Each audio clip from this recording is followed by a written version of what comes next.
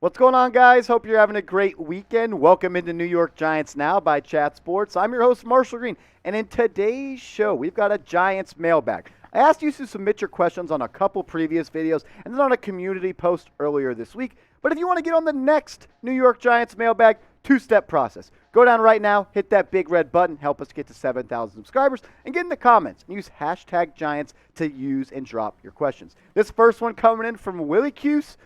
Wow. All right, we're already going there. Who could replace Daniel Jones next season if he struggles? And I think it's pretty obvious. If Daniel Jones struggles in the 2022 NFL season, Joe Schoen and Brian Daboll, they're going to move off him and get their guy in place, and they could look to the NFL draft or free agency. The top two guys in the draft, I think, and I'm almost confident in saying this, will be the two first quarterbacks selected, Bryce Young out of Alabama and C.J. Stroud out of the Ohio State. And I like both these guys, and if I had to rank them, I'd go Bryce Young 1 and C.J. Stroud 2. I like Bryce Young a little bit more athletic, but I think Stroud is, still a very solid prospect. The Giants, for the next two guys, they have about $90 million in cap space for the 2023 season, and maybe they want to cash out on a guy like Lamar Jackson, who's a free agent, and he doesn't have an agent. He's represented by himself and family members, and he hasn't been able to come to an agreement with a long-term deal with the Baltimore Ravens. So maybe if he hits free agency, we could give him the bag, maybe $300 million guaranteed like Deshaun Watson just got. Or maybe it's Derek Carr. He's going to be a free agent in 2023 as well, and he's been going back and forth with the Raiders about a contract extension. But look, if he hits free agency and he doesn't ball out this year with a guy like Devontae Adams, Hunter Renfrow, Darren Waller, and all the guys they got, Kenyon Drake. I don't know if he's going to be a guy I want on the New York Giants. But I want to hear what you have to say. Maybe it's not one of those four guys. Maybe it's Daniel Jones. If it is, go type Daniel Jones. But answer this question for me, Giants fans. Who do you want to be the next Giants QB for this franchise next season? Get in the comments. Be loud, be vocal, be proud.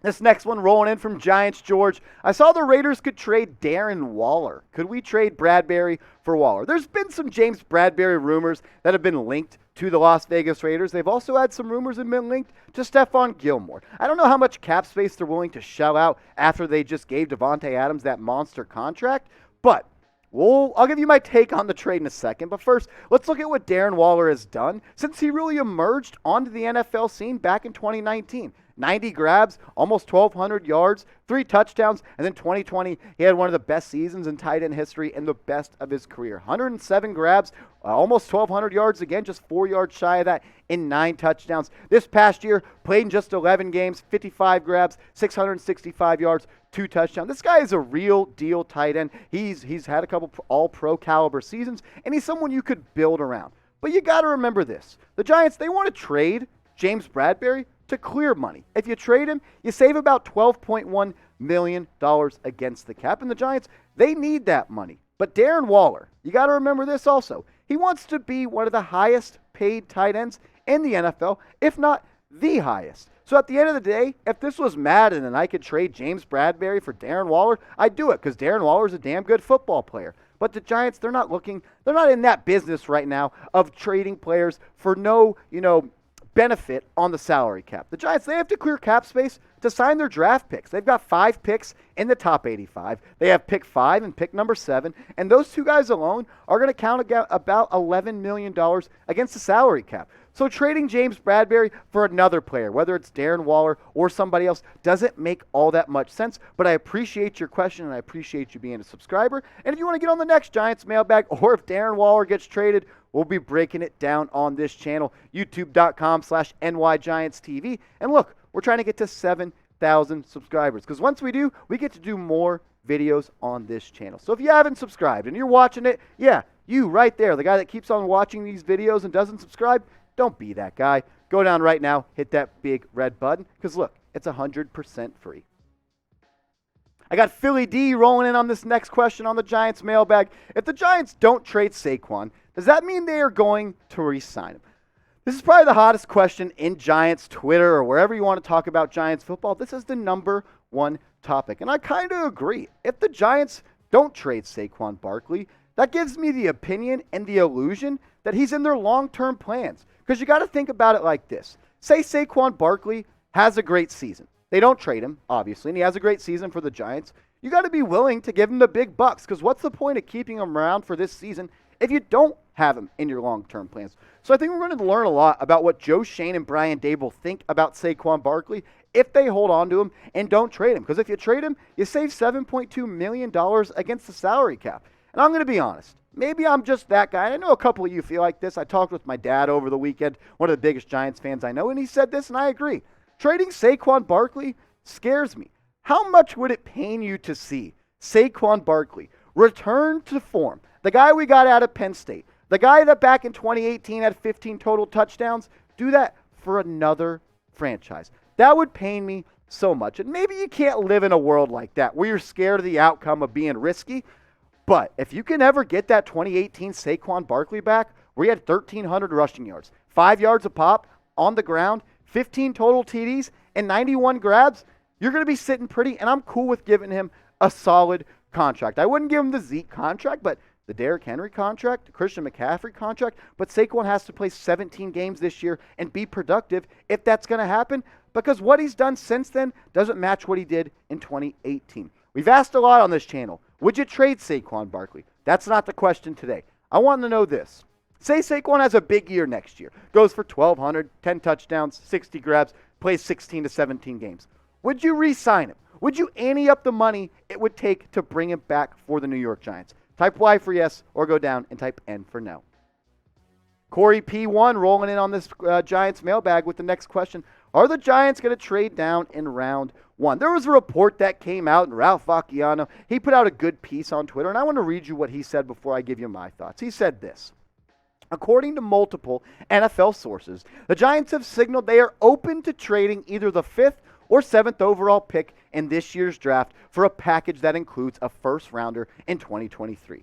And the more teams that are seeking quarterbacks, the more likely it is that they can. All the quarterback shuffling and the Atlanta Falcons getting rid of Matt Ryan, that puts them in a position where they need a quarterback. So I think the Giants, not the Colts, not the Falcons, were the biggest winner in that trade, because the team's going to want to come up and go get their guy. And I'm all in on trading down in the NFL draft.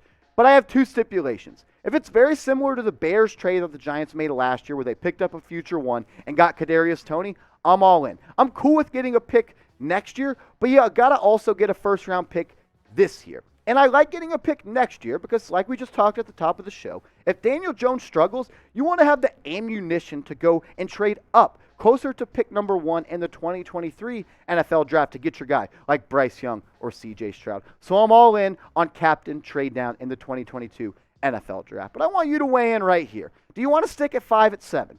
Or do you want to trade down and get a future first-round pick next year? Let me know. If you could net a future first-round pick and a trade down, a trade back, however you like to use the terminology, type T for trade, or if you're like, nah, I'm good, I'm chilling at picks 5 and 7, you can go down and type P for pass.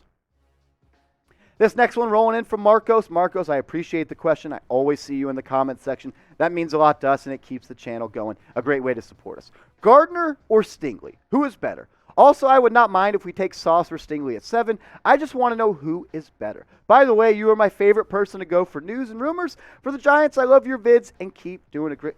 That makes me happy. Has anyone got a tissue? I think I'm tearing up a little bit right here. But if I had to choose between Ahmad Sauce Gardner and Derek Stingley, I'm going with Sauce. And not just because of the nickname. I mean, I might name my first kid Sauce. That's how cool of a nickname it is. But I just like my guy Matthew Peterson says, our Broncos host, our Browns host, the best ability is availability. And Derek Stingley, he hasn't been that. If you get the guy that he was his freshman year at LSU, where he played 15 games, and he was the best cornerback in the country, where he had 38 tackles, 6 interceptions, 16 PBUs, and 1 tackles for loss, I think that guy is better than Ahmad Sauce Gardner.